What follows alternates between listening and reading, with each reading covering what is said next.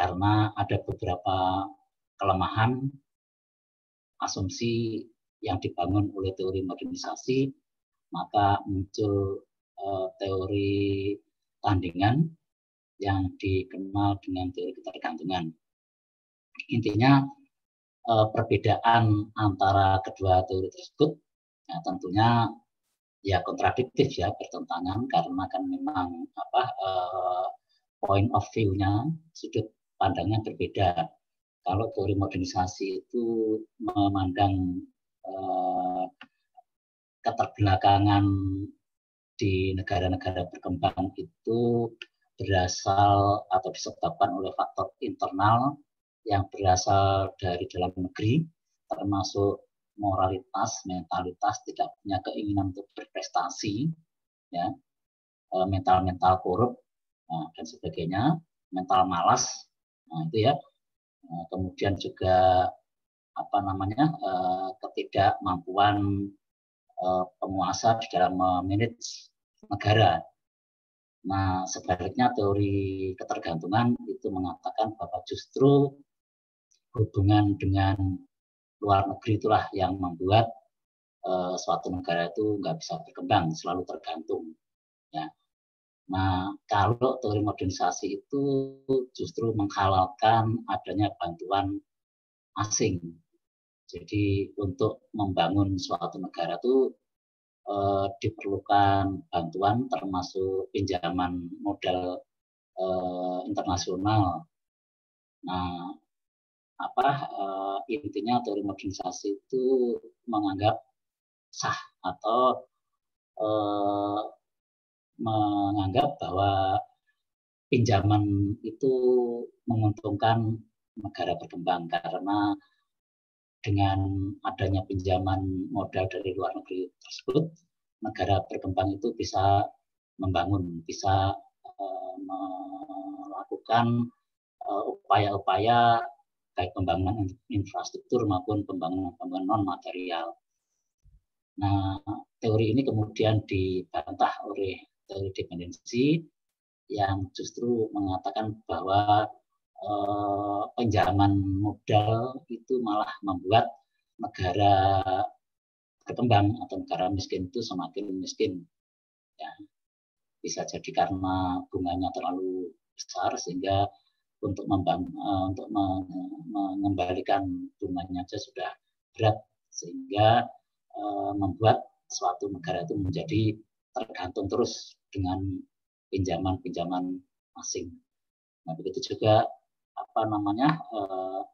faktor penyebab mengapa suatu negara itu terbelakang, karena juga ada faktor penjajahan.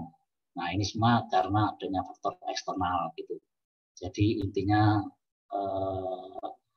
singkatnya atau ringkasnya atau secara gampang seperti itu, tapi nanti secara detail silahkan dipelajari sendiri.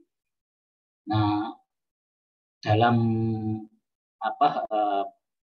perjalanan waktu ya, kurun 10 tahun kemudian, tahun 1970-an, itu muncul teori lagi sebagai kritik dari kedua teori terdahulu yang dikenal dengan teori sistem ekonomi dunia atau teori sistem dunia. Kita coba membagikan slide-nya.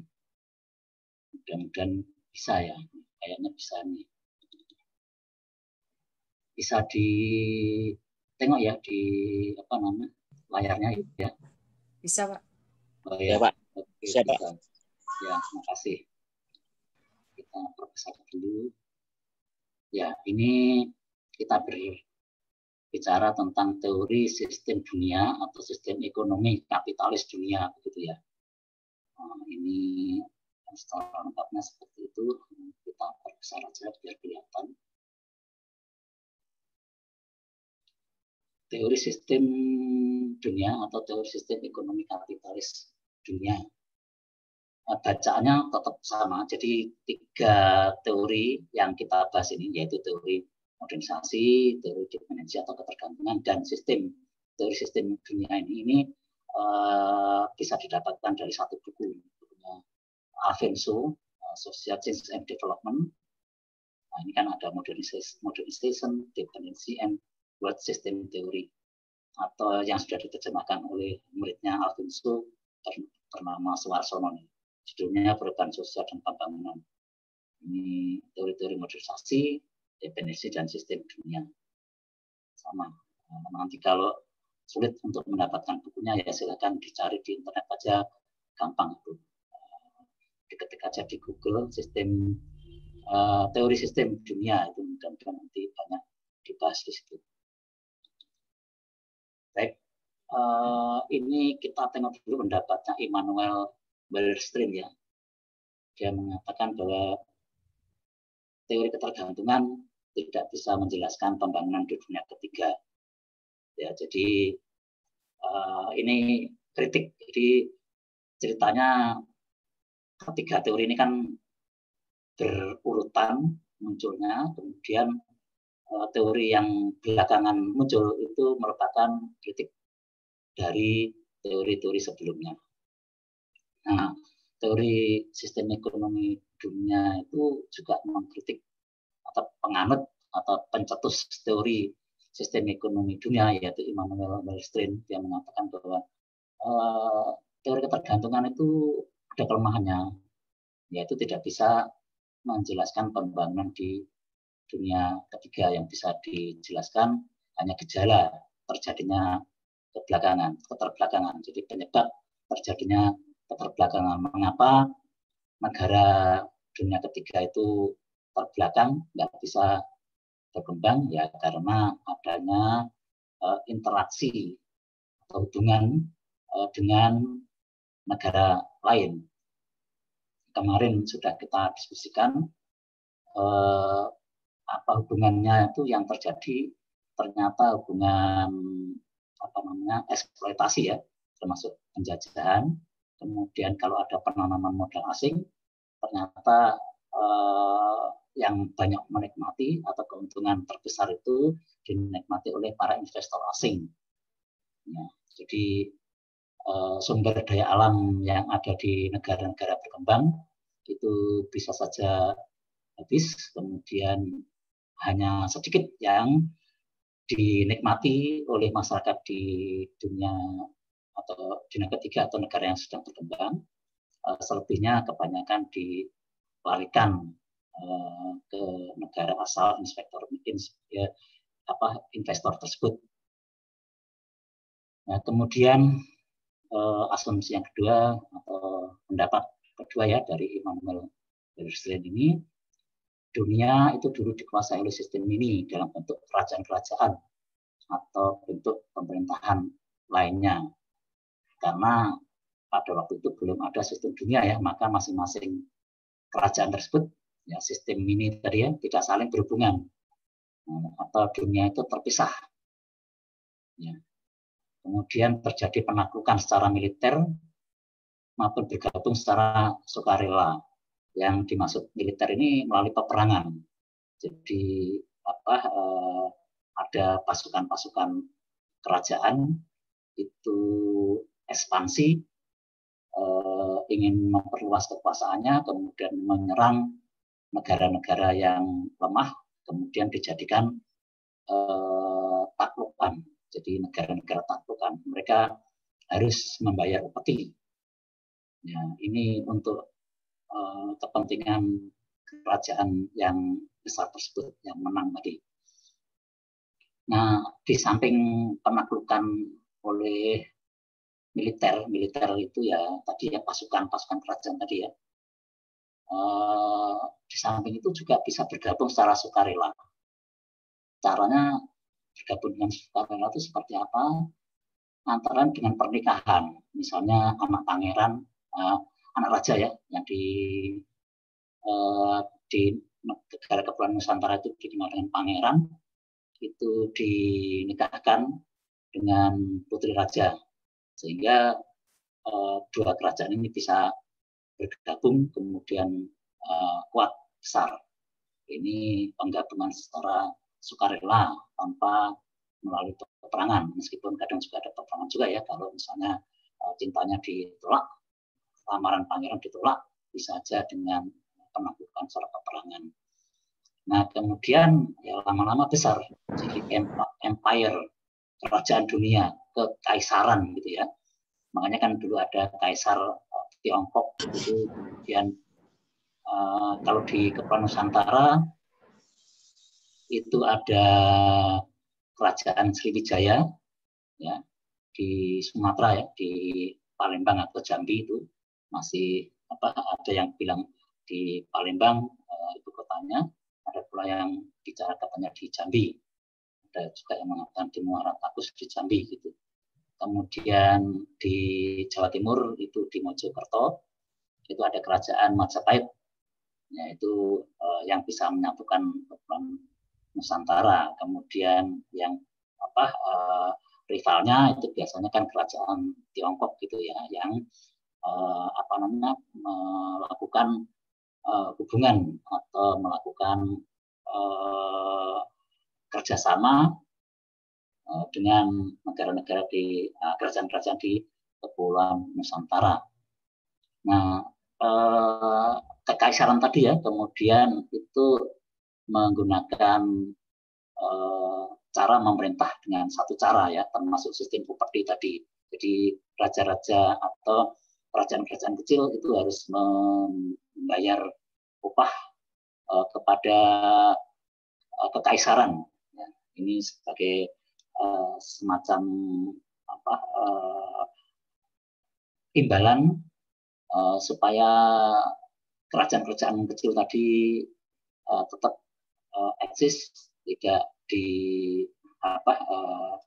tidak dimatikan oleh kaisar tadi, ya. Kemudian demi perlindungan faktor keamanan ini yang dikenal dengan sistem upeti. Kita lanjutkan dulu. Nah, karena besar dan luasnya wilayah kekaisaran tadi ya, maka daerah taklukan yang jauh dari pusat kekuasaan itu semakin bebas, maksudnya semakin tidak terkontrol.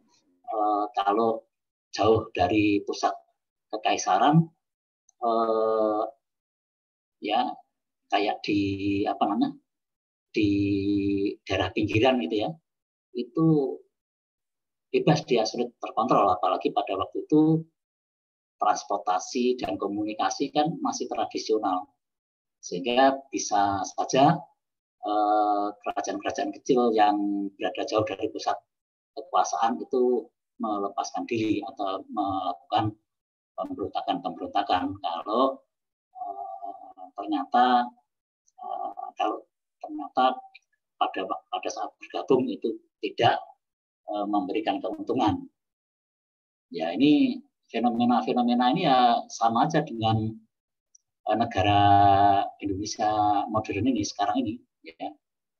Kita tengok biasanya yang melakukan gejolak-gejolak itu di daerah-daerah yang jauh dari pusat kekuasaan. Apalagi kalau bertetangga dengan negara yang lebih makmur ya, bisa masyarakat di situ bisa membandingkan, sehingga ada ketidakpuasan. Apalagi kalau menengok antara pusat dengan daerah yang terpinggirkan itu perekonomiannya timpang, ya, kemudian kesejahteraan masyarakatnya juga timpang, maka ini rawan untuk melakukan pemberontakan ataupun pemisahan. Kita tengok dulu lepasnya Timur itu kan juga selain jauh dari pusat, kemudian juga ada faktor-faktor yang memicu rentannya integrasi, antara lain ketidaksamaan sejarah, kemudian ketidaksamaan budaya ya, kemudian juga perekonomian, ketimpangan ekonomi ini bisa memicu terjadinya pelepasan. Nah, begitu juga dulu Aceh juga begitu, ada gerakan Aceh Merdeka, kemudian di Papua pun juga sampai sekarang di Papua itu juga ada upaya-upaya untuk memisahkan diri. Nah, kalau pemerintah Indonesia dari pusat ini tidak berhati-hati, tidak memberikan perhatian, ya bisa saja Papua ini lepas dari Indonesia, apalagi kalau mendapatkan dukungan-dukungan dari luar negeri. Nah, seperti kasus di Timur Timur itu juga bisa setelah terintegrasi dengan Indonesia kemudian lepas, karena juga ada kekuatan asing yang kontribusi di situ. Nah, cerita-ceritanya tatkala saya browsing di YouTube gitu ya, konon katanya saya sendiri belum membuktikan sendiri. Katanya masyarakat di sana merasa kecewa merdeka, karena dengan merdeka ternyata bukan berarti tambah makmur, tetapi justru malah sengsara, karena negaranya kecil, kemudian tidak ada sumber daya alam yang bisa diandalkan, sehingga sebagian masyarakat ingin bergabung kembali dengan Indonesia. Kemudian komentar-komentar para pemirsa YouTube ini mengatakan kok enak sekali ya, dulu sudah dengan merdeka begitu dibangun sudah maju, kemudian ingin merdeka sendiri, begitu sekarang merdeka nggak enak lagi, kemudian minta bergabung lagi. Terus ada yang komentar, daripada ngurusin Timor Leste yang sudah merdeka, mendingan ngurusin Nusa Tenggara Barat ya, atau Timur, Nusa Tenggara Timur dan Barat yang berdekatan dengan Timor Leste itu, ya, supaya masyarakat di sana juga makmur. Kita lanjutkan dalam perkembangannya ya, muncul sistem perekonomian dunia yang menyatu. Kalau istilah akhir-akhir ini kan dikenal dengan istilah globalisasi ekonomi gitu ya. Nah, yang dimaksud dengan sistem dunia atau sistem ekonomi dunia ya, itu kekuatan yang menggerakkan negara-negara di dunia, ya, termasuk dalam sistem ekonominya, misalnya ada kapitalisme global, ekonomi pasar global, atau yang dikenal dengan globalisasi ekonomi tadi ya. Nah, sebuah sistem dunia itu tidaklah harus berarti menguasai seluruh dunia, atau harus ada satu kekuatan pusat. Negara-negara itu bisa saja berdiri sendiri-sendiri, tetapi dengan pembagian kerja, ya, kemudian terjalin kerjasama. Ya, misalnya kayak ada sentra-sentra begitu ya. Bisa aja misalnya Singapura itu memang di sana perindustrian, atau di Jepang perindustrian, sementara negara lain misalnya Thailand itu agrarisnya. Nah, ini masing-masing negara bisa saja berdiri sendiri, tidak harus diperintah oleh satu kekuasaan yang terpusat. Nah, dalam hal ini misalnya Amerika Serikat, ya, setiap negara itu bisa saja punya otonomi, berdiri sendiri, tetapi yang diharapkan ada pembagian kerja, ada semacam sentra-sentra tersebut, kemudian antar negara itu saling bekerja sama. Ini pemikiran-pemikiran dari teori sistem ekonomi dunia. Kita lanjutkan dulu. Nah, para penganut teori sistem dunia itu mengklasifikasikan negara menjadi 3 kelompok. Nah, ini perbedaannya dengan teori ketergantungan. Asumsi yang dibangun oleh teori ketergantungan kemarin yang sudah kita bahas itu ya, negara di dunia ini kan dikelompokkan menjadi 2, yaitu negara pusat dan negara pinggiran. Nah, kalau teori sistem ekonomi dunia itu mengenal kategori yang di tengah-tengah ini, yaitu negara setengah pinggiran. Jadi ada negara pusat, ada negara setengah pinggiran, dan ada pinggiran. Nah, pemilahan ini atau pengelompokan ini itu berdasarkan kekuatan ekonomi. untuk negara pusat itu ya negara yang sudah modern, yang sudah maju, perekonomiannya kuat. Kemarin kita sudah bicarakan, yaitu Amerika Serikat ini sampai sekarang sebagai negara superpower. Kemudian yang setengah pinggiran ini ya yang sudah maju perekonomiannya, tidak terlalu terbelakang. Sedangkan negara pinggiran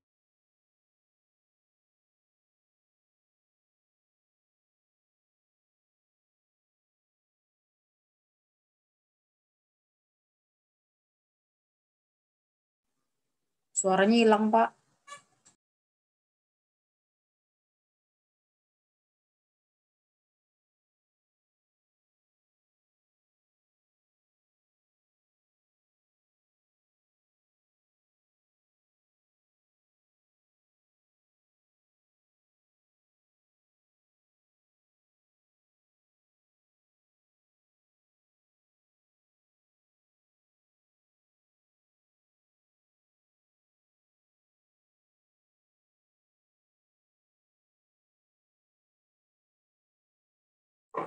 Bapaknya hilang.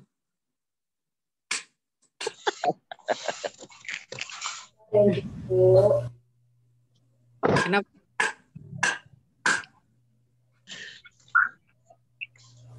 Hilang. Lanjutin aja yang ngajar.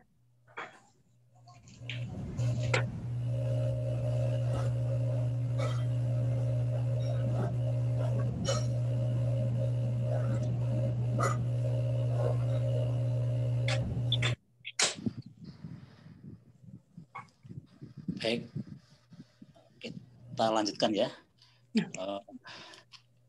Ini koneksi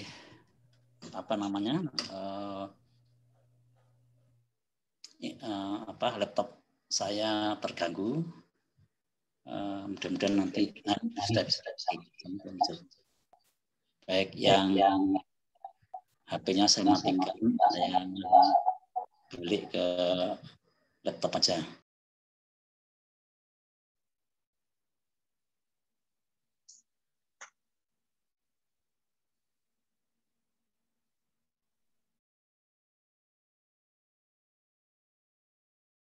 Baik, sudah tersambung lagi. Ya, ini salah satu kelemahan dari kuliah online. Mesti ada gangguan seperti ini. Tapi nggak apa-apa. Sudah terkonek lagi. Kita lanjutkan.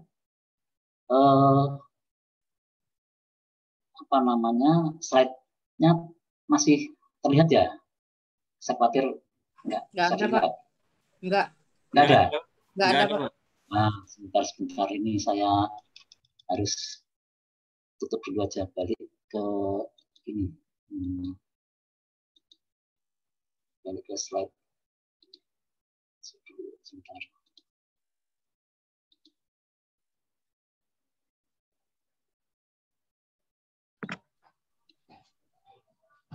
Jadi ngacung kalau itu.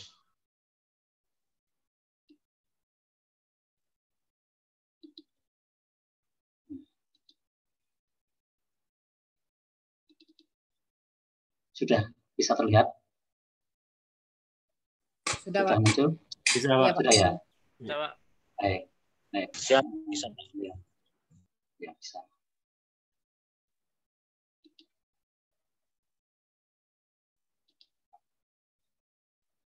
Ya, kita lanjutkan. Ya, ini teori sistem dunia ya. Para penganut teori sistem ekonomi dunia itu membagi negara-negara yang ada di dunia ini menjadi 3, gitu ya. Nah, komposisinya ini ya mirip-mirip dengan teori yang dikemukakan oleh para penganut teori ketergantungan kemarin. Nah, ini kan ada teori, ini ada negara pusat, itu negara yang superpower tadi ya. Itu menurut asumsi teori sistem dunia itu mengeksploitasi yang negara setengah pinggiran. Kemudian negara yang setengah pinggiran ini mengeksploitasi negara pinggiran. Jadi negara pinggiran ini yang paling dieksploitasi. Itu ini asumsi yang mereka bangun. Nah, perbedaan pokok antar kategori negara ini, ketiga negara ini adalah ada pada kekuatan ekonomi. Nah, yang paling kuat itu negara pusat. Nah, kemudian ketiganya itu saling berinteraksi, sehingga untuk menganalisis suatu negara itu harus dilihat keseluruhan dunia. Ini asumsi yang dibangun oleh para penganut teori sistem ekonomi dunia. Kita lanjutkan dulu. Ini posisi perekonomian negara-negara ya. Para penganut teori sistem dunia ini berasumsi bahwa setiap kelompok negara itu bisa naik ataupun turun kelas. Jadi kalau perekonomian itu bisa saja naik turun ya, terutama negara-negara yang baru merangkak ke perkembangan atau pertumbuhan ekonomi. Biasanya negara-negara semacam itu perekonomiannya masih labil, belum seperti negara pusat tadi yang sudah kuat. Nah, ada juga kerentanan dari negara-negara yang berada di tengah-tengah tadi, ya, semi pinggiran tadi. Kita contohkan Indonesia aja ya, pada era Orde Baru itu perekonomiannya sudah membaik, termasuk sudah berani menyatakan dalam aspek ekonomi Indonesia itu sudah siap lepas landas. Kemudian pertumbuhan perekonomian pada saat itu mencapai titik yang baik, mencapai pertumbuhan yang baik, sehingga sudah bisa diklasifikasikan sebagai macan Asia. Tetapi dengan adanya krisis ekonomi, kemudian ada krisis multidimensional, ada kekacauan, goncangan-goncangan gitu. Kemudian perekonomian Indonesia dinyatakan kolaps atau setback, balik ke belakang lagi. Nah, ini berarti belum bisa naik kelas gitu. Nah, kita contohkan ini setelah beberapa negara Eropa, di sini adalah Inggris, Belanda, dan Prancis hancur, maka Amerika Serikat menjadi negara terkuat ya.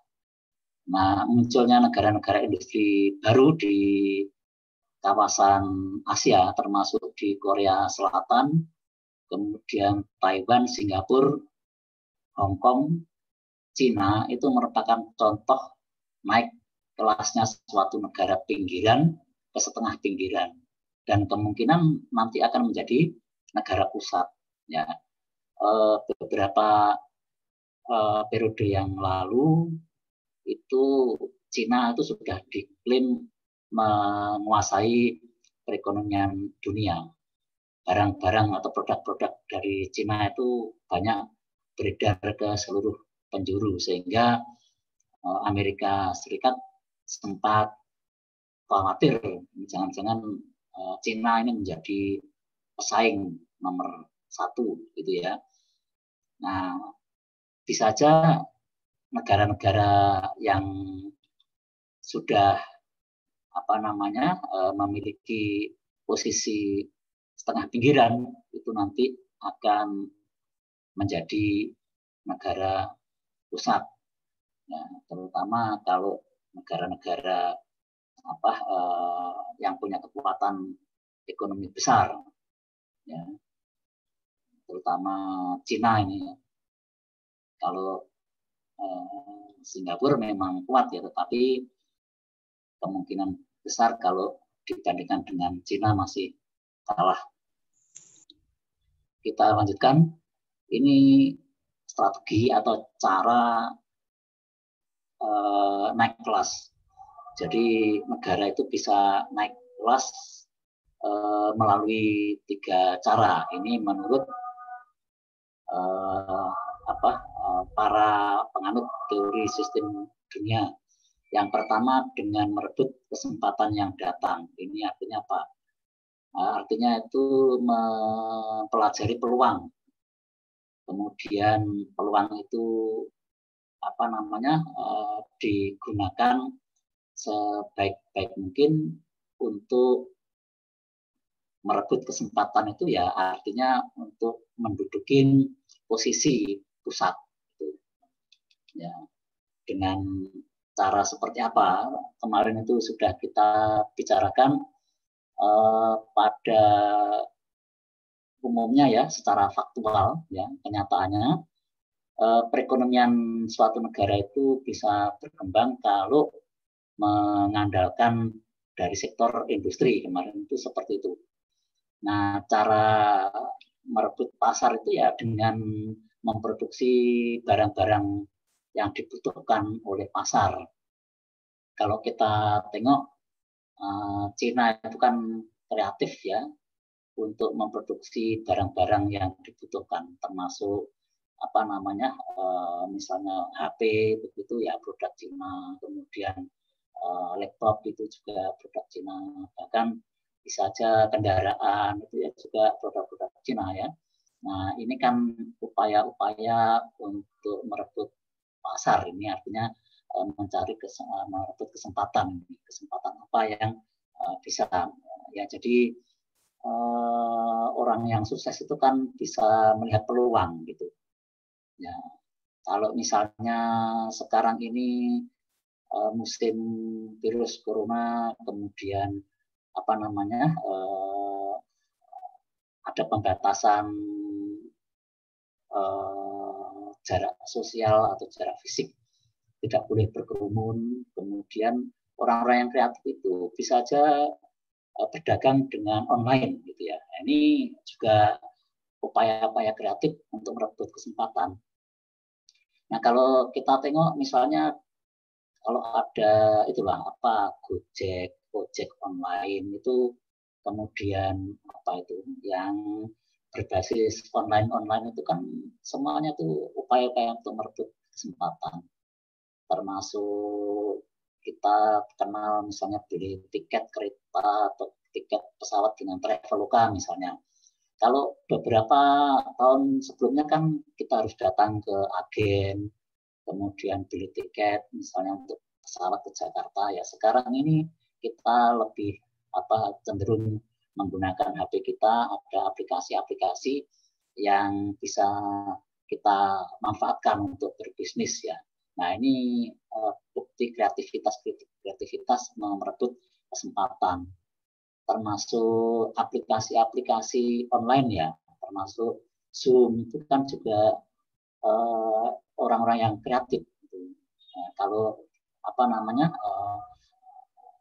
situasinya seperti ini, kemudian orang-orang yang kreatif atau termasuk juga negara-negara yang kreatif harusnya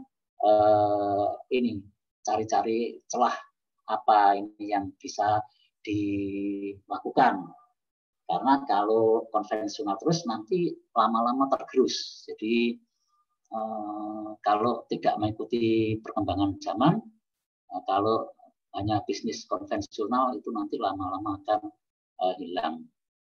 Bahkan kalau kita misalnya browsing di internet itu ya, ada beberapa jenis pekerjaan itu yang nanti lama-lama hilang gitu.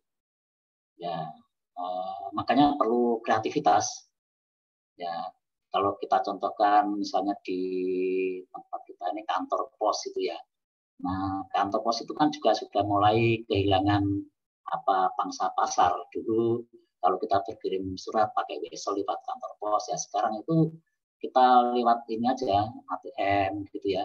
Nah, kalau nggak kreatif ya kantor pos itu nanti akan tertinggal gitu. Kemudian nanti kan ada persaingan dengan misalnya JNE, kalau misalnya paket-paket itu ya, kemudian ada Tiki segala. Kalau memang nggak bisa merebut kesempatan, ya akan collapse.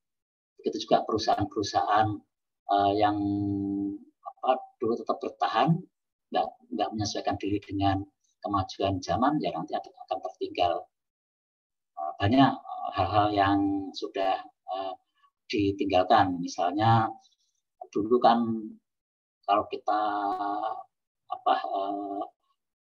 ada punya acara, kemudian kita foto. Nah, foto itu kan kita cetak di percetakan foto. Nah, sekarang itu sepi ini, tukang-tukang cetak foto.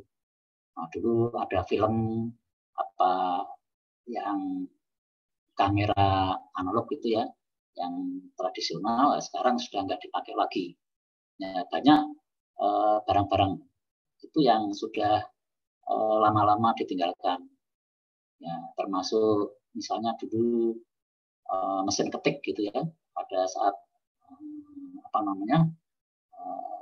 saya dulu kuliah 30 tahun yang lalu, itu bikin skripsi masih pakai mesin ketik. Nah, begitu saya jadi dosen pertama, saya beli mesin ketik. Ya, begitu mesin ketik belum ada 1 tahun saya pakai, tiba-tiba diganti oleh komputer, sehingga sampai sekarang mesin ketik saya nggak terpakai gitu. Nah, begitu juga saya beli kamera yang analog, kemudian ternyata ada yang lebih praktis, ya barang-barang seperti itu tuh jadi nggak kepakai lagi. Nah, ini jadi industri-industri yang tidak kreatif, tidak merebut kesempatan, maka akan tertinggal. Yang kedua, melalui undangan, maksudnya apa? Keikutsertaan dalam saham, penanaman saham multinasional. Jadi kemarin sudah kita ceritakan masuknya investor asing misalnya ke suatu negara yang sedang berkembang seperti di Indonesia ini.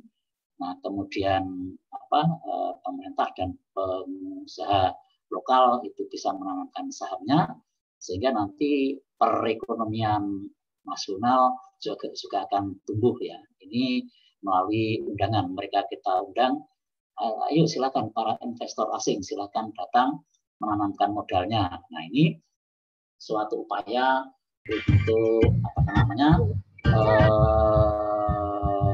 menaikkan pertumbuhan ekonomi. Kemarin sudah kita bahas, masuknya investor asing itu tidak mesti membawa dampak negatif, tapi juga ada dampak positifnya juga ya. Kemudian dengan cara mandiri, ya ini swadaya, ya supaya tidak tergantung. Kalau nggak mandiri itu selalu tergantung dengan negara lain, kemudian ini rentan. Karena itu perlu memandirikan negara seperti Kenya ya, berusaha melepaskan diri dari bentuk eksploitasi negara lain. Ya, kalau kita bandingkan Indonesia dengan Malaysia, kita tahu Indonesia ini merdekanya lebih dulu, ya, selisih beberapa hari, beberapa minggu gitu ya, beberapa bulan, tapi nampaknya dalam tahun yang sama. Tapi mengapa Malaysia lebih maju dibanding Indonesia? Dulu konon ceritanya, ini cerita dari dosen saya dulu ya, itu orang-orang Malaysia itu kalau kuliah ya itu ke Indonesia. Nah, sekarang terbalik, orang kita kuliahnya ke Malaysia. Ini karena mereka atau negara tersebut ya, Malaysia itu tidak terlalu mengandalkan hutang luar negeri. Kalau Indonesia kan andalanya hutang luar negeri. Kemudian juga prioritasnya juga berbeda. Kalau di Malaysia itu justru dulu memprioritaskan pendidikan. Nah, pada zaman Orde Baru pendidikan itu kurang diprioritaskan. Contohnya para guru itu juga pada waktu itu gajinya kurang kalau untuk memenuhi kebutuhan per bulan, sehingga tidak banyak generasi muda pada waktu itu yang ingin menjadi guru. Nah, sekarang terbalik dengan adanya sertifikasi guru, dan sekarang pada berbondong-bondong masuk PGSD. Sehingga di UNIP ini PGSD itu menjadi favorit sekarang ini setelah kedokteran. tingkat ketatannya itu ya, yang berikutnya itu adalah PGSD. Nah, ini data yang terakhir. Kita lanjutkan. Yang pertama ya, dengan naik kelas atau merebut kesempatan. Ini bisa dilakukan dengan cara merebut kesempatan tadi pada suatu kondisi tertentu karena tidak seimbangnya perdagangan negara pusat dan pinggir. Itu kemudian yang terjadi adanya fenomena harga barang mentah itu sangat murah dan harga barang industri sangat mahal karena bargaining power-nya itu nggak imbang tadi. Nah, ini kan merugikan negara pinggiran. Negara pinggiran tidak bisa impor barang industri olahan ya. Karena itu ini solusinya menurut penganut teori sistem ekonomi dunia harus berani melakukan tindakan radikal. Bagaimana caranya? Antara lain dengan ini, melakukan industrialisasi di negeri sendiri sebagai substitusi barang-barang impor. Jadi kalau mengimpor aja sulit ya, ini aja melakukan industrialisasi. Risikonya ya, ada ketergantungan terhadap barang seperti impor mesin produksi. Karena belum bisa membuat mesin sendiri ya, untuk sementara waktu mesin produksinya impor dulu. Tapi harus berani tadi melakukan industrialisasi tadi. Kemudian yang kedua, mengoptimalkan potensi dalam negeri dan mengencangkan ikat pinggang terhadap barang-barang produksi. Jadi tidak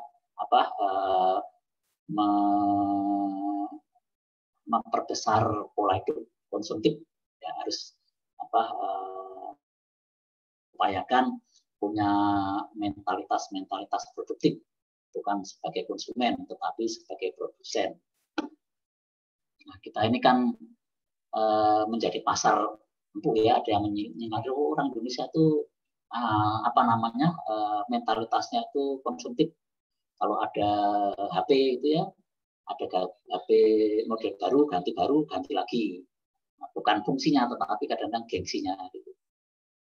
Kita lanjutkan dulu. Ya, ini yang tadi sudah balik lagi ke situ. Nah, ke sini. Ya. Yang kedua tadi ya, melalui undangan.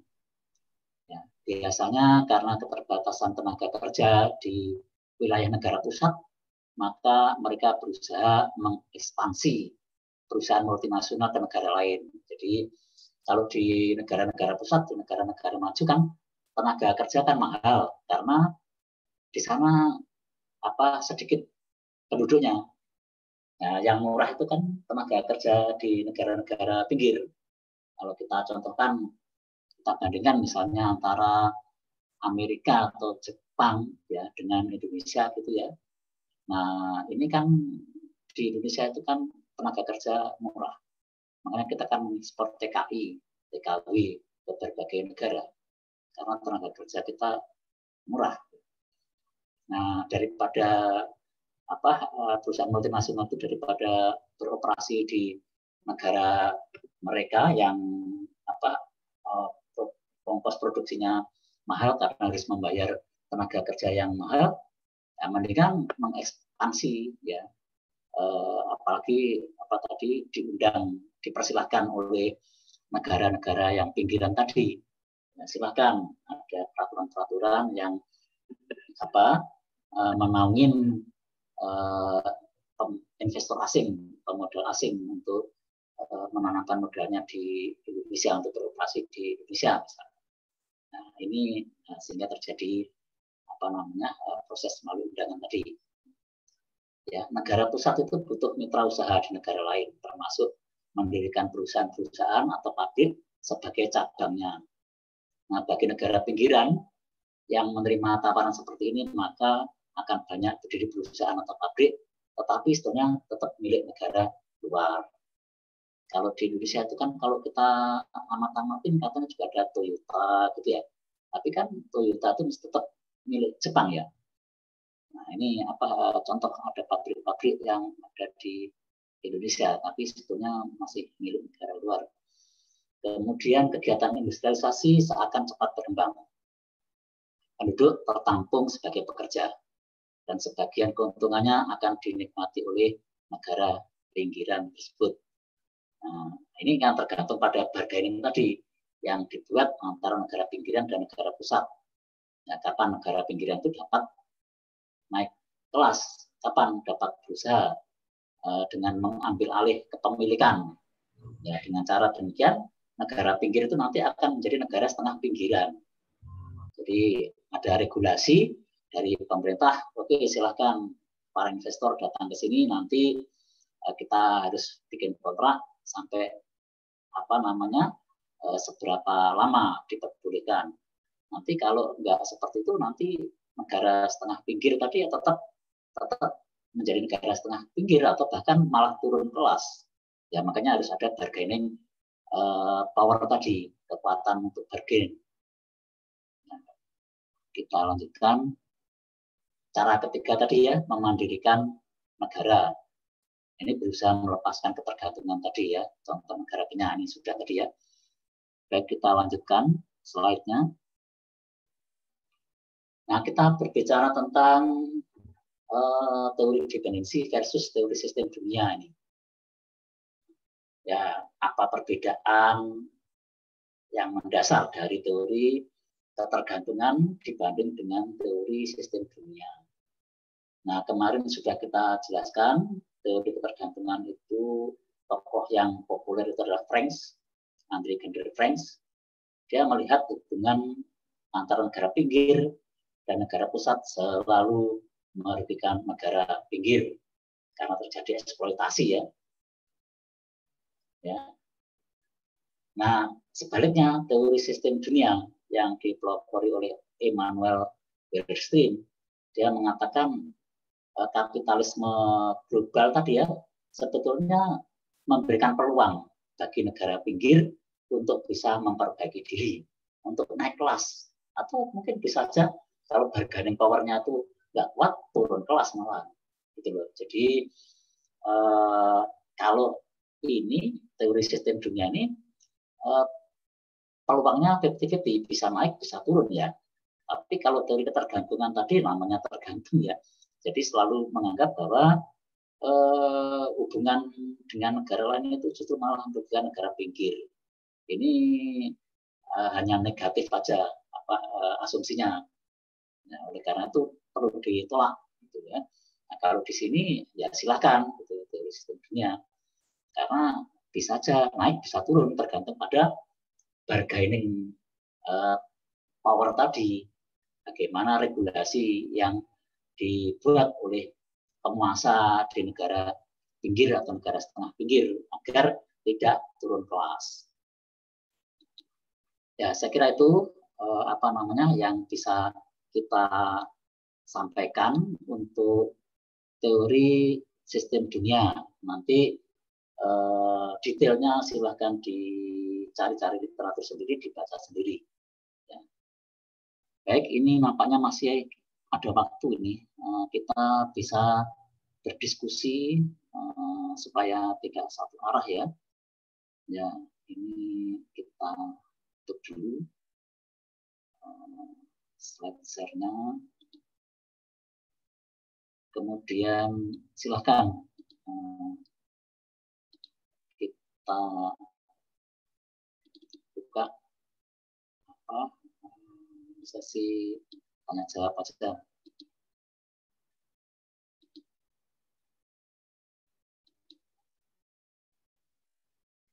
Silakan. Ada yang memandu? Siapa Kopdi, Bu Khotijah, atau siapapun lah boleh, silakan.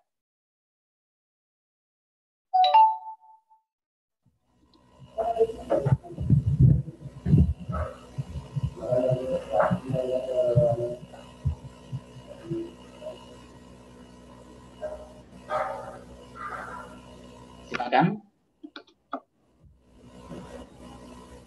Pak. Ya.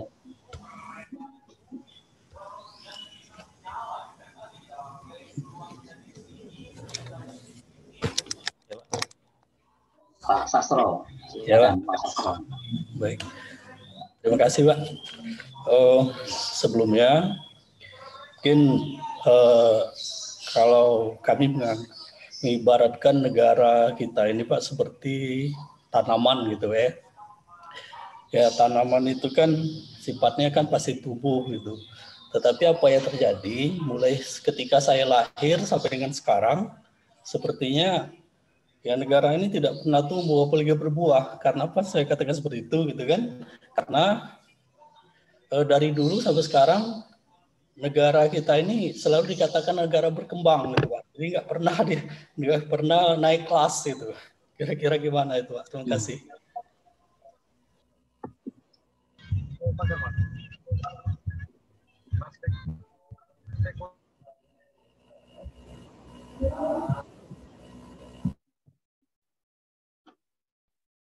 Ya. Ya, silakan kawan yang lain menanggapin. Saya Pak. Ya, silakan Bu. Kalau tidak salah dari bulan kemarin kayaknya pemerintahan Jokowi sudah mengklaim bahwa negara kita sudah masuk negara maju. Kalau nggak salah Pak. Ya. Ya. Bukan tidak Ya, berkembang terus. lagi ya. Ya. Ada lagi yang ingin menanggapi? Izin Pak. Ya, silakan Bu Luciana. Ya, menanggapi saja Pak. Ya. Kalau kita bilang negara kita ini dari dulu hanya negara berkembang sih kayaknya iya gitu Pak. Karena untuk dikatakan satu negara maju kan harus ada indikator yang kita penuhi. Sekarang kita bicara menurunnya angka kemiskinan, meningkatnya angka harapan hidup, menurunnya angka kematian ibu, kematian bayi, dan banyak indikator untuk dipenuhi. Dan saya rasa itu belum bisa kita penuhi. Sekarang kan pemerintah itu, kalau dulu kita bicara MDGs Pak, Millennium Development Goals, itu belum terpenuhi. Kita sudah meningkat jadi SDGs. Itu pun kayaknya agak sulit untuk kita capai gitu.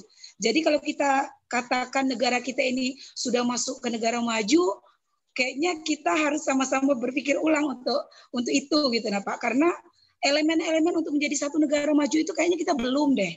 Gitu Pak, menanggapi. Terima kasih. Ya. Ya, kalau apa namanya kan ada ukuran ya. Jadi negara itu dikategorikan sebagai negara maju, atau kalau konsep apa namanya sistem ekonomi tadi kan negara pusat, negara semi pinggiran dan pinggiran, itu tentunya kan ada banyak indikator-indikator ya, termasuk apa namanya pertumbuhan ekonomi, kemudian GNP, GDP segala itu kan harus terpenuhi standarnya. Kemudian juga angka kemiskinan ya. Kalau kita tengok angka kemiskinan di Indonesia kan masih cukup tinggi ya. Kemudian apalagi ukuran kemiskinan itu kan sebetulnya sangat rendah ya. Sehingga begitu ada gangguan sedikit, itu angka kemiskinan di Indonesia itu sudah melonjak tinggi. Kalau kita browsing di berbagai sumber ya dari internet itu kan dengan adanya wabah pandemi corona ini, angka kemiskinan di Indonesia ini kan semakin tinggi nih. Ini membuktikan bahwa sebetulnya perekonomian Indonesia ini masih labil, masih fragile, masih gampang tergoyahkan.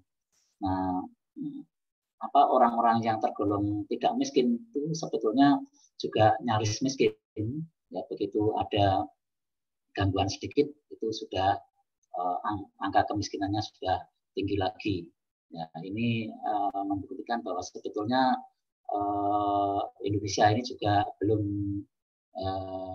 bisa dikategorikan sebagai negara yang sudah maju ya, tapi masih tetap berkembang ya. Sejak lahir sampai sekarang ya, tadi kita katakan ya kayaknya masih seperti ini aja gitu ya, kok nggak naik kelas gitu ya. Kadang-kadang kemarin itu justru malah turun kelas gitu ya. Ya ini kapan ini akan berkembang gitu.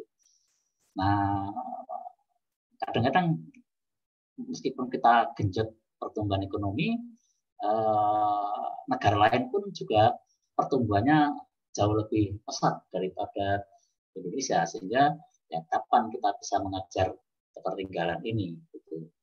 Ya silakan yang lain, ada komentar yang lain.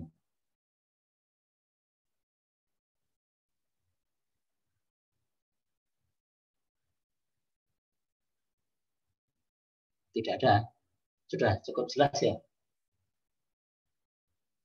Kalau sudah cukup jelas ya kita akhirin, kemudian nanti kita share ini ya materi kuliahnya lewat WA Group. Ya ini saya tengok partisipannya 29. Kok aneh ya?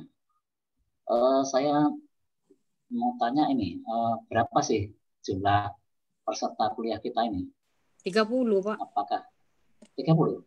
Iya, Pak. Di daftar hadir itu di daftar hadir 22. Ada yang nggak absen? Ya, aneh ini. Atau kalau keseluruhan 30. Mungkin Mas Tulus ininya belum tuntas ini memasukkan peserta kuliahnya, kok baru 22 itu. Ini 29 yang hadir. Sehingga ya kita anggap semuanya hadir gitu. Ada lagi yang ingin didiskusikan? Tidak ada ya? Izin Pak. Silakan Bu Luciana. Sedikit saja Pak. Kalau menurut Bapak mungkin apa sih Pak yang menyebabkan negara kita ini menjadi sangat sulit sekali untuk berkembang? Baik, ini pertanyaan yang baik ya. Kita bisa saja menganalisis dari ketiga teori yang sudah kita bahas. Ya, nanti kita kan sudah belajar ini teori modernisasi, kemudian teori ketergantungan kan, teori sistem dunia. Kalau kita gunakan teori modernisasi sebagai alat analisis, itu mengapa sih negara kita kok nggak bisa maju-maju? Itu kan teori modernisasi itu kan berasumsi bahwa faktor penyebabnya itu adalah ada di faktor internal, yaitu faktor-faktor yang berada di negara itu sendiri, termasuk moralitas, mentalitas tadi. Ya, kemudian kalau yang ketergantungan itu, yaitu tadi bisa saja karena Indonesia ini berinteraksi dengan negara lain, terutama dalam mendapatkan ini ya bantuan atau bisa jadi pinjaman ya. Nah, pinjaman ini ternyata bukannya membantu, tetapi untuk membayar bunganya saja sudah sulit, sehingga nggak bisa berkembang. Kemudian juga perlu kita perhatikan ya faktor eksternal ini.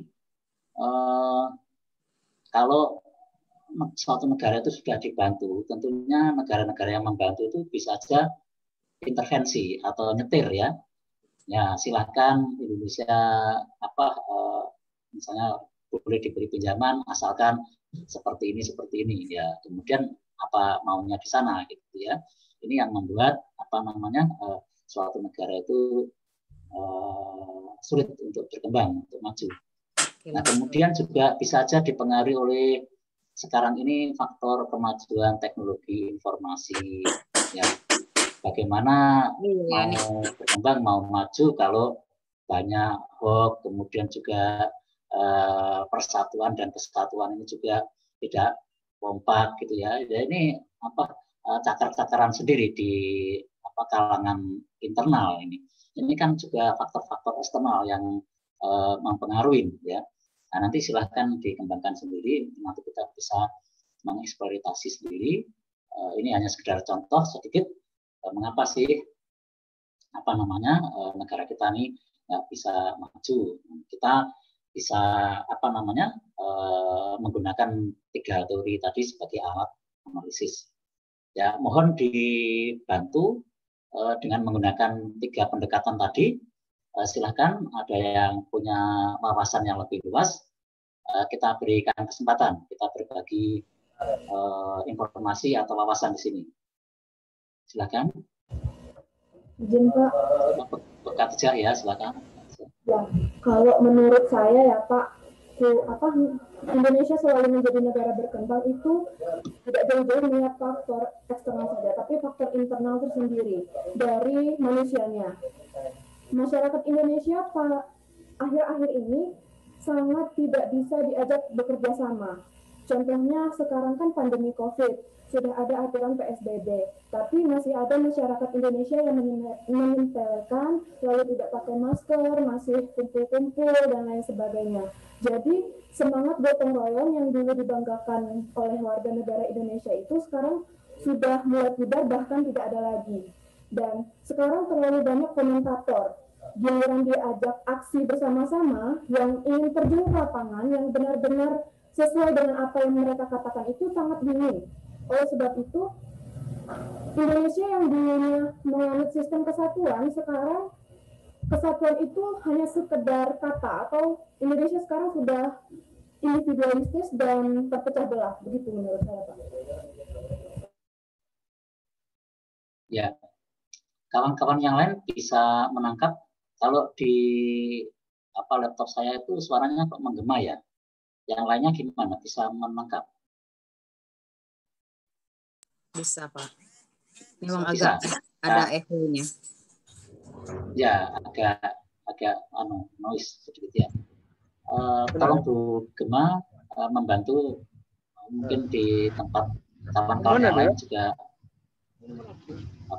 enggak terdengar secara jelas. Ada yang nanggapin? Silakan ditanggapin. Digoreng ya, dibuah ya. Siapa Pak Iwan mau nanggapin? Bu Gema bisa menanggapi? Ya Pak, memperjelas yang tadi, ya faktor kita tetap jalan di tempat, kenapa tetap jadi negara berkembang itu ya karena eksternal dan internal. Kalau yang internal ya karena memang mungkin mentalitas kita sebagai negara jajahan yang terlalu lama, jadi kayak mentalnya itu pengen kalau kita bilangnya kasarnya mental budak gitu kan. Kemudian kalau yang eksternal juga karena mentalnya juga nggak bagus, akhirnya kalau pengen apa-apa ngutang gitu kan, ya. Iya. Kayak kayak kata Gus Dur ya, kalau anak TK juga bisa kalau butuh apa-apa cuma tinggal ngutang gitu kan. Tapi itulah yang dilakukan pemerintah rezim-rezim sekarang dan sebelum-sebelumnya gitu. Kalau mau apa-apa ya ngutang gitu. Yang sekarang kan lebih parah. Sudah kalau kemarin rezim sebelumnya ke Bank Dunia, sekarang ke Cina. Jadi kita kayaknya ya merdeka tapi nggak punya kedaulatan ya Pak ya. Karena kita sekarang diatur Cina. Apa-apa beli dari Cina gitu kan. Ya kayak gitu lah Pak. Jadi gimana yang mau berkembang? Sekarang aja utang sudah 6.000 triliun ya. Kalau nggak salah. Gitu Pak. Ya. Ada lagi kawan yang lain? Boleh menanggapi Pak? Silakan Bu Rusmi. Kalau menurut saya Indonesia tidak berkembang karena pertumbuhan masyarakat Indonesia terlalu tinggi Pak. Jadi udah punya anak diwajibkan 2, malah lebih dari 2. Kemudian tingkat pengangguran tidak seimbang dengan pekerjaan yang ada Pak. Pekerjaannya dikit tapi pengangguran lebih banyak. Kemudian kualitas hidup, rendahnya tingkat pendidikan. Jadi pendidikannya tidak rata Pak. Itu bisa menyebabkan Indonesia tidak berkembang. Itu aja Pak. Ya, faktor penduduk ya.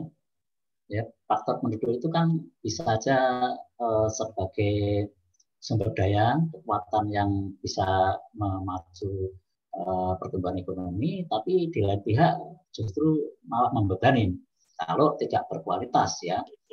Ya, dengan banyaknya penduduk ini ya sumber daya itu kan harus didistribusikan kepada banyak orang sehingga beban pemerintah juga semakin berat ya. Kalau banyak orang miskin kemudian harus dibantu, ada BLT, ada macam-macam bantuan, kemudian sekolah gratis untuk membiayai mereka itu kan sudah menyerap anggaran sendiri. Ya kalau penduduknya sedikit, ya apalagi berkualitas, ya itu malah justru potensial untuk memajukan suatu negara. Tapi kalau penduduknya banyak, kemudian banyak miskin, itu justru malah membebani.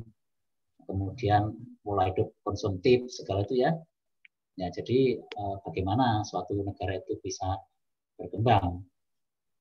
Nah, kalau kita berbicara tentang perkembangan ekonomi, itu kan bisa saja di ranah masing-masing keluarga, kemudian juga di ranah pemerintah gitu. Jadi harusnya perekonomian keluarga itu kuat, kemudian perekonomian negara juga kuat. Ini yang bisa membuat suatu negara bisa cepat berkembang, bisa maju ya. Tapi kalau banyak keluarga yang rentan miskin, ya kemudian apa-apa harus mintanya gratis, begitu sedikit diminta untuk berkontribusi kepada negara itu sudah mengeluh. Misalnya kemarin itu ada kenaikan iuran untuk BPJS gitu ya. Ini kan semangatnya berbagi, ya, kemudian sudah ribut. Masa semuanya harus ditanggung negara terus, mintanya gratis terus gitu ya. Nah, kalau seperti ini ya kapan kita bisa membangun untuk sektor-sektor yang lain? Kalau anggaran itu hanya terserap untuk misalnya kesehatan, kemudian pendidikan, nah, kemudian ya kapan Indonesia ini akan bangkit? Kadang-kadang itu tadi ya, kita ini ya harus introspeksi ya, kesadaran di kalangan masyarakat sendiri untuk membantu pemerintah itu kadang-kadang juga kurang juga gitu ya. Jadi artinya kan harusnya kedua belah pihak ya, baik masyarakat maupun pemerintah itu ya kompak ya.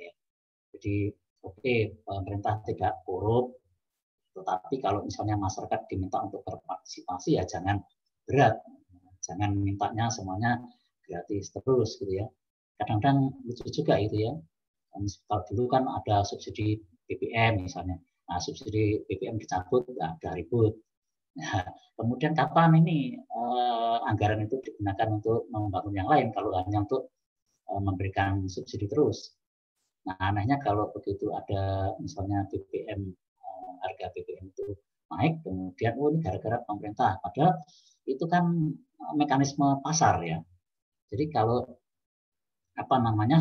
perdagangan itu bisa saja diserahkan kepada mekanisme pasar, kemudian pemerintah tidak memberikan subsidi, sehingga pemerintah itu sudah menjadi ringan bebannya.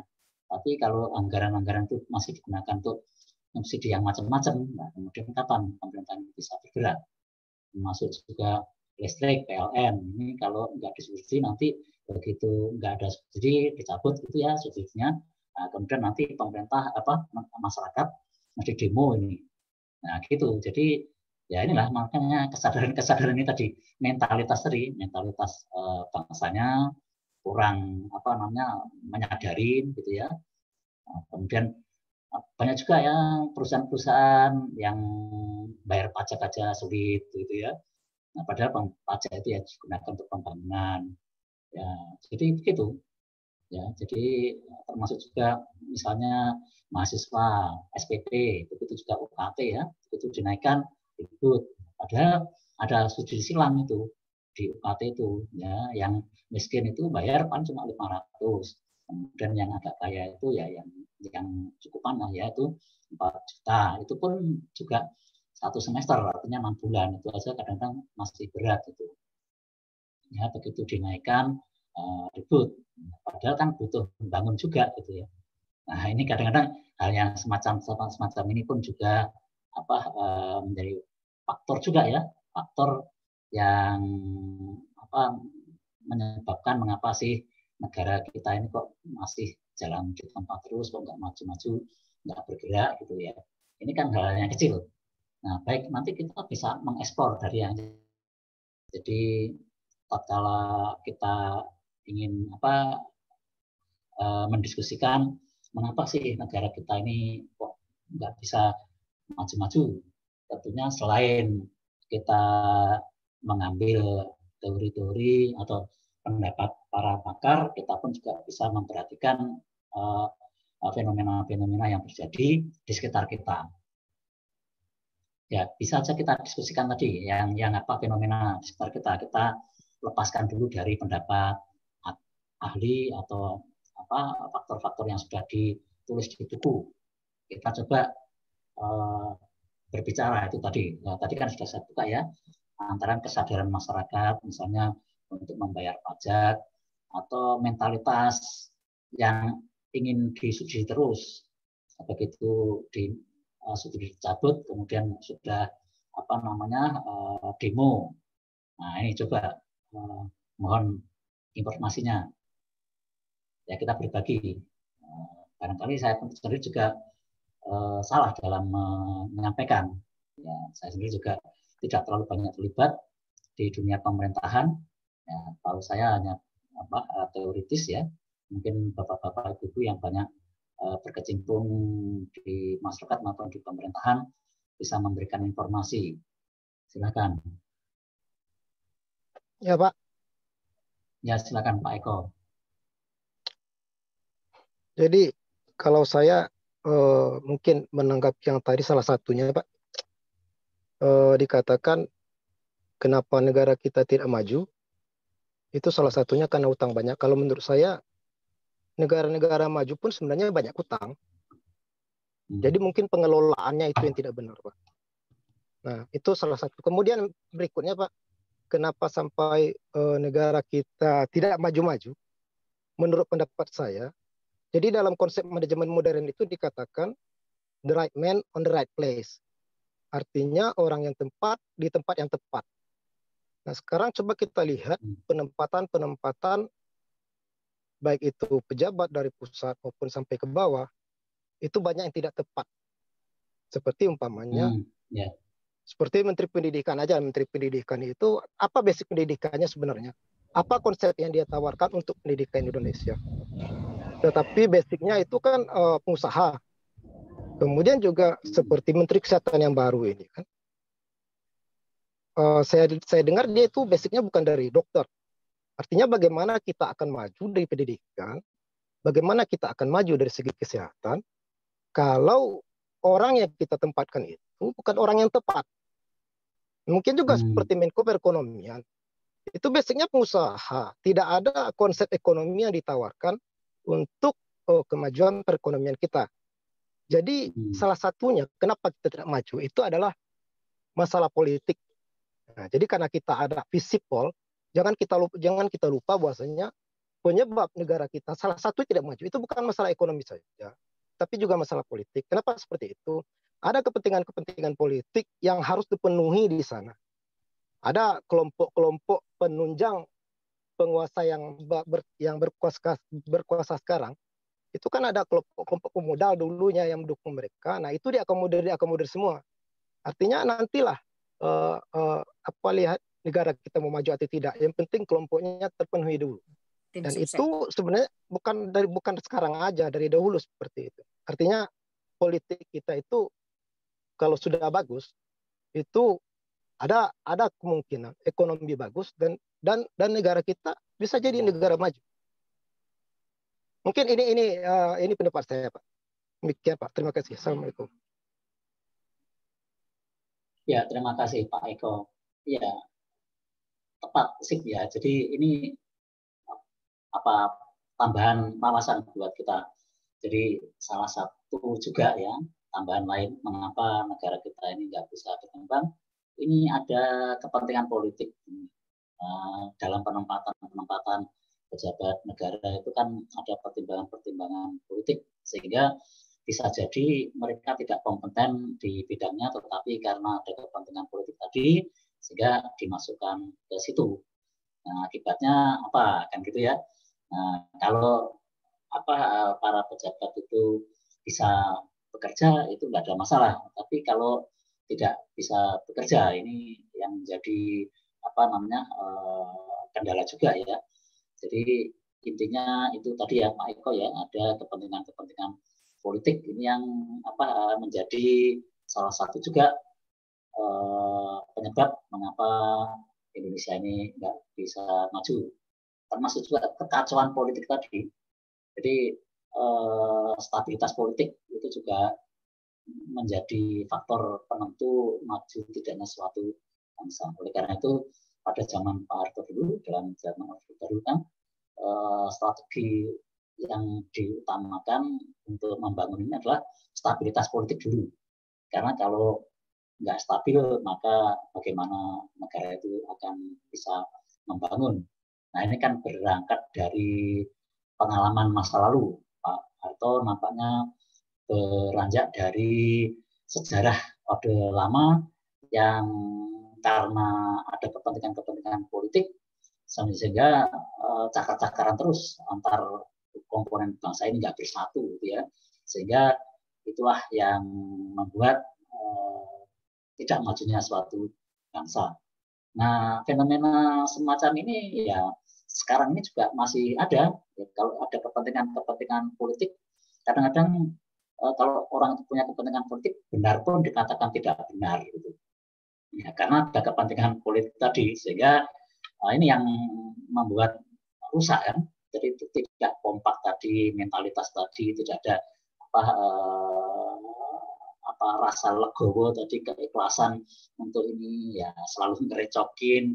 Nah ini terus kemudian kapan bangsa kita ini akan maju ya, kalau bukannya kemajuan tetapi malah misalnya perpecahan. Nah ini kan juga malah tambah kacau ya. Jadi itu beberapa faktor yang sudah kita diskusikan tadi lah itu yang membuat mengapa sih Indonesia ini tidak maju. Tentunya juga masih banyak faktor-faktor yang lain yang bisa kita ungkapkan. Nah ini ada sekitar 29 rekan kita yang ada di sini, masa sih nggak bisa punya pemikiran-pemikiran yang lain? Saya kira ada ya pemikirannya. Ya silakan yang berkontribusi lagi. Pak Iwan, ada Pak Iwan? Pak Adi? Bicara Pak? Ya silakan Pak Adi. Ya, terima kasih Pak waktunya Pak. Terkait yang disampaikan oleh Pak Sastro tadi, kenapa bangsa kita intinya sulit berkembang atau sulit maju lah untuk mencapai level negara maju. Menurut saya tadi yang benar yang disampaikan oleh teman-teman tadi, bahwa ada pihak eksternal dan internal. Dari segi eksternal yaitu bargaining kita, namanya kita pinjam pasti ada syarat-syaratnya. Dan syarat-syaratnya itu pasti menguntungkan pihak kreditur ketimbang debitur. Sedangkan pihak internal, dari internal menurut saya seperti ini. Saya tertarik begini Pak, ketika ada tentang Marshall Plan dibahas, bahwa Marshall Plan itu kan intinya Amerika memberikan bantuan kepada negara-negara pasca Perang Dunia Kedua. Di mana negara pasca Perang Dunia Kedua itu negara-negara Eropa, ketika diberikan Marshall Plan itu, mereka tumbuh menjadi negara maju akhirnya. Sedangkan negara-negara dunia ketiga seperti kita, justru nggak maju. Nggak cuma kita, Indonesia, Afrika, dan segala macam lah, negara-negara di Afrika. Artinya di situ ada sistem pengelolaan, keuangan pinjaman itu yang salah. Kok kalau masalah pinjam ada yang maju, sedangkan kita nggak maju? Pasti ada pengelolaan yang salah.